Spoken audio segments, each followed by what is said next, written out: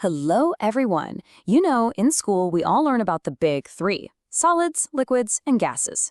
But what if I told you that's really just scratching the surface? Today, we're going to go way beyond the basics and explore some of the incredible, surprising, and frankly, kind of weird forms that matter can take. So, here's the plan for our journey. We're going to kick things off with plasma, which is actually the universe's favorite state of matter.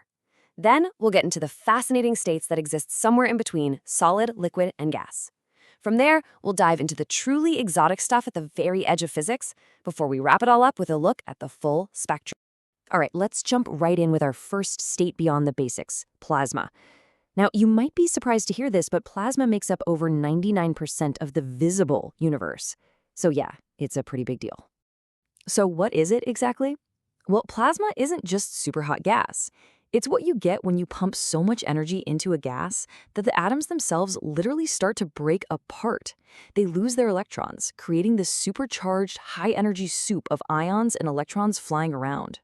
Now, you're probably thinking, okay, if it's everywhere in the universe, why don't I see it all the time?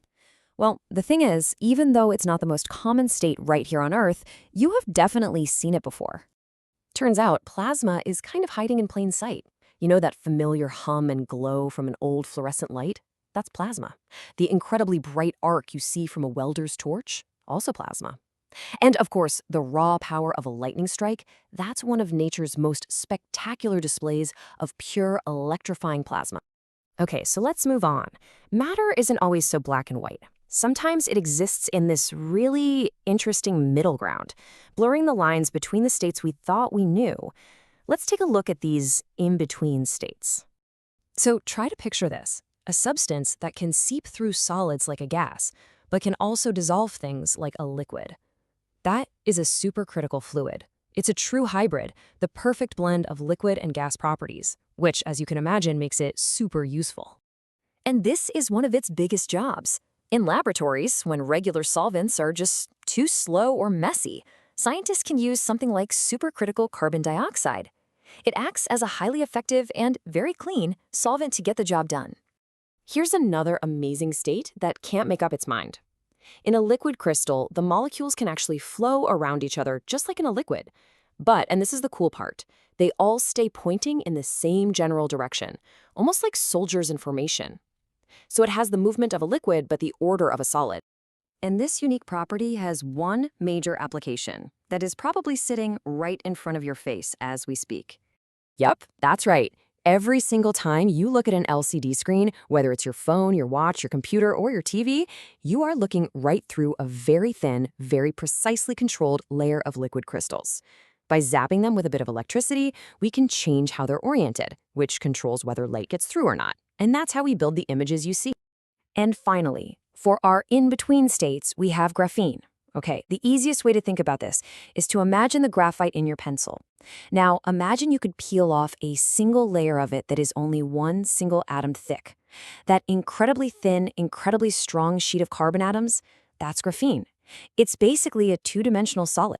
And yeah, this is really the best way to think about it. The lead in your pencil isn't lead at all, it's graphite. So when you write, what you're actually doing is scraping off countless tiny layers of graphene onto the paper. Pretty cool, right? Okay, so we've looked at the common and the in-between. Now let's get weird. We're heading into the truly strange states of matter, the ones that only exist at the absolute extremes of temperature and pressure, really pushing the boundaries of what we even thought was possible. Think about it. At temperatures colder than deep space, or in the vast emptiness between galaxies, matter starts to behave in ways that totally challenge our basic understanding of physics. And scientists have not only theorized about these states, but in some cases they've actually created them in labs. First up is probably the single biggest mystery in all of cosmology: dark matter. We can't see it, we can't touch it, it doesn't interact with light at all, but we can see its gravitational pull everywhere we look, holding entire galaxies together. It's like the invisible scaffolding of the universe. And this number really puts it all into perspective. All the stuff we can see, all the stars, the planets, the galaxies, everything, that's less than 5% of the universe. The fact that this invisible dark matter could make up a whopping 27%, well, it means that most of the universe is made of something we haven't even detected yet. Next up, we have a state of matter that happens when you get things colder than just about anywhere else in the entire universe. It was predicted by Satindranath Bose and the one and only Albert Einstein. A Bose-Einstein condensate is what you get when you cool certain types of atoms down to just a tiny fraction of a degree above absolute zero.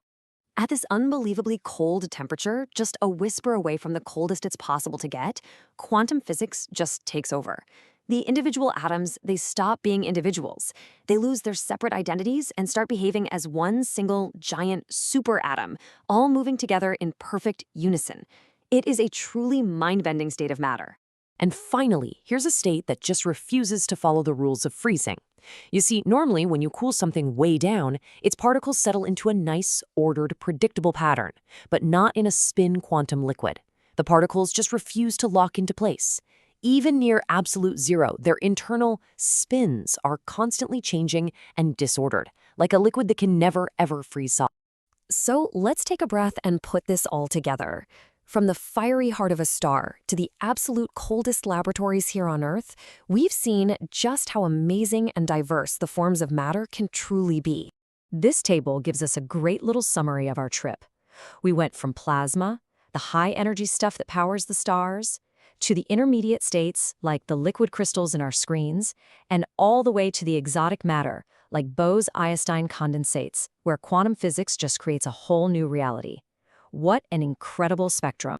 And that brings us to our final thought. Everything we've talked about today is just what we know right now. Physicists are constantly pushing, theorizing, and discovering new things. The map of matter is still being drawn. And that leaves us with a really thrilling question. What else is out there, just waiting to be